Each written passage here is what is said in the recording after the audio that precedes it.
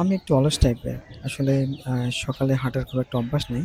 কিন্তু সেঙ্গের আসার পর আম কিছুদিন দেখলাম যে আসলে ভোর ৬ঃ০০ থেকে ঘুম ভেঙে যাইতেছে। এটার কারণ হচ্ছে আমি তাড়াতাড়ি ঘুমাইতে চাইতাম এবং ভোরের দিকেই ঘুম ভেঙে যাইত। তো তখন অফিস যেহেতু আমি ৭:৩০ বাসা থেকে বেরোই, অলমোস্ট ১.৫ ঘন্টার মতন হাতে সময় থাকতো। তো সকালে হাঁটতাম। আ বাসা থেকে আ মেইন রাস্তা হয়ে কলেজের পেছন দিয়ে বাজার হয়ে আবার বাসায় আসতে অলমোস্ট ০.৫ ঘন্টার মতো সময় লাগতো। বাট সারাদিনটা আমার বেশ ভালো যাইত। আজকে শুক্রবার বাসায় আছি। কিন্তু আ শুক্রবারে যা হয় একটু বেশিক্ষণ ঘুমাইছি। সো আর হাঁটতে যাইতে পারি নাই। তো চিন্তা করলাম ছাদেই একটু হাঁটি। তো আজকে হাঁটার কি ফজিলত সে সম্পর্কে এই ভিডিওতে কিছু আলোচনা করব। সকালবেলা হাঁটলে কি হয় যে আসলে একটা সুন্দর পরিবেশ, মনোরম একটা পরিবেশ পাওয়া যায়। তখন দেখা যায় সারাদিন মনটা ভালো থাকে। আ সকালবেলা যদি প্রতিদিন ২০ থেকে ৩০ মিনিট হাঁটা যায় তাহলে রক্তচাপ নিয়ন্ত্রণে থাকে। যার কারণে হৃদরোগের ঝুঁকি কমে।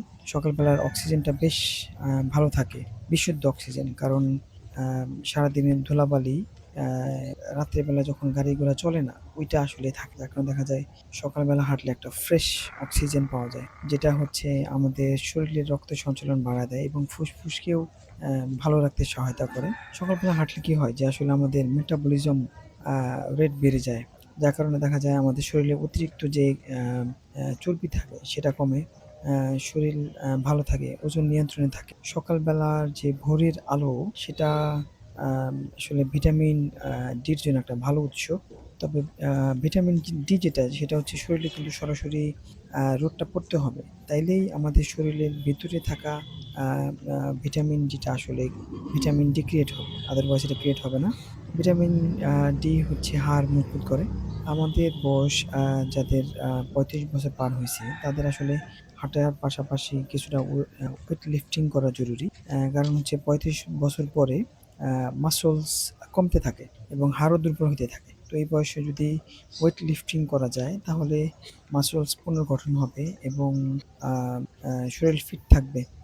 একটা নির্দিষ্ট বয়সের পরে আসলে হাড়ও ক্ষয় হতে থাকে। তো ওয়েট লিফটিং করলে অ্যা হাড়ের ওই হাড়ের ওই ক্ষয়টা কম হয়। দেখা যায় যে হাড় ভেঙে যাওয়া বা হাড় ক্ষয় হওয়া এই ধরনের ঝুঁকিটা কম হতে পারে। ওয়েট শরীরে পেশির পরিমাণ বাড়ে। যার কারণে দেখা যায় কি হবে আমরা যদি একটু পরিশ্রম শরীরচর্চা চর্বি অটোমেটিক কমে যাবে।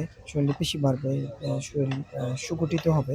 আর যাদের ডায়াবেটিস আছে তাদের ডায়াবেটিস কন্ট্রোলে থাকবে এবং সুগারও নিয়ন্ত্রণে থাকবে। তো প্রতিদিন সকালে ২০ থেকে ৩০ এর সাথে সপ্তাহে ২ থেকে ৩ দিন ওয়েট লিফটিংটা জরুরি। তবে হঠাৎ করেই বেশি ওয়েট লিফটিং না করে আ আস্তে করাটা আ সবচাইতে বুদ্ধিমানের কাজ। আর ওয়েট লিফটিং এর আগে অবশ্যই একটু স্ট্রেচ করে নেওয়া ভালো।